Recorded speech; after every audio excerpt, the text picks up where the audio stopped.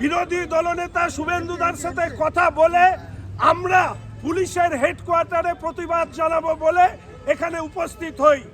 আমাদের প্রতিবাদ ছিল পুলিশের নির্মমভাবে লাঠিচার্জ, কেউ দু পা তুলে মারছে, কেউ মহিলাদের মারছে, কেউ দু হাতে লাঠি নিয়ে মারছে। রাজ্যের মুখ্যমন্ত্রী তথা পুলিশ মন্ত্রী ইন্ডোরে ফ্লপ সভা করে নিজেদের দলের ক্যাডারদেরকে পুড়ে সভা করে মুখ রক্ষা করতে গিয়ে যখন ব্যর্থ হন, যোগ্য শিক্ষক প্রার্থীরা ডিআই অফিসে যখন তাদের ন্যায্য চাকরির কথা বলতে যান, মমতা ব্যানার্জির পুলিশের লক্ষ্য ছিল প্রথম দিন পুলিশ দিয়ে এই যারা চাকরি হারিয়েছেন তাদেরকে মেরে আন্দোলনটাকে দমিয়ে দেওয়া।